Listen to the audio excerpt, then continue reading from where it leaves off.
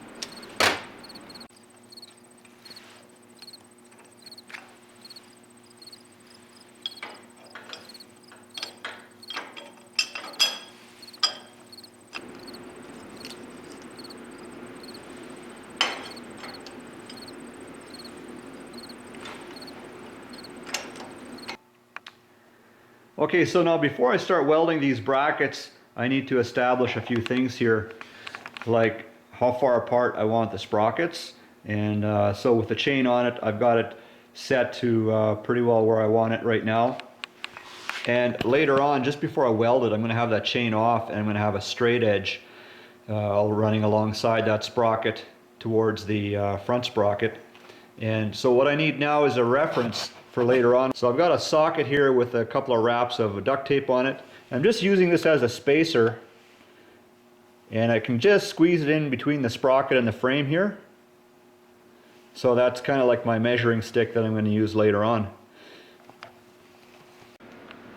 So I already had the digital protractor on that front sprocket, and then I also checked the back one, and once I had them lining up pretty nice that way, then I also have to check that they're pointing in the same direction, like, you know, like this way. So that I'm going to establish with a straight edge, and once I have that also established, then I'm just going to double check with my socket little spacer there on the frame, like I was showing you before, and then I should be pretty well ready to start tacking these brackets on. So looking at that front sprocket, you can see that the sprocket itself is wider than what the teeth are. So I've got a straight edge just to the side of one of the teeth on the sprocket, and then that straight edge runs out to the back here alongside the rear sprocket. So I'm just verifying that. So next I move that straight edge up and alongside the widest part of that front sprocket, and now I'm just checking how the rear sprocket lines up as far as are they both pointing in the same direction, and it looks like they are. I'm just using this bracket here as a bit of a spacer, so it looks pretty good. See, if I get this wrong and it's out by a significant amount, it's a good way to have a machine start throwing chains off. When working with flat parts like these brackets, you can see there's a bit of a shelf up here and just a little bit of a gap, and down in here too there's a bit of a gap.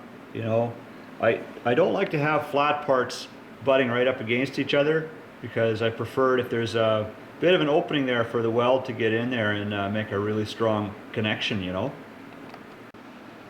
All right, well, I got the brackets welded in, and to do that I started off having the transmission in there, and that became the jig to determine where those brackets get welded on. But then I took that transmission out of there to finish off the welding.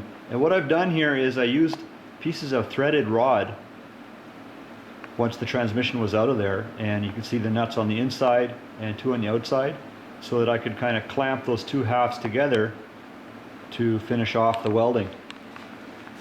So that's a way to help reduce the warping when the rest of the welding was done. So anyways, guys, I appreciate you checking in and see what's up here, and we'll talk to you again.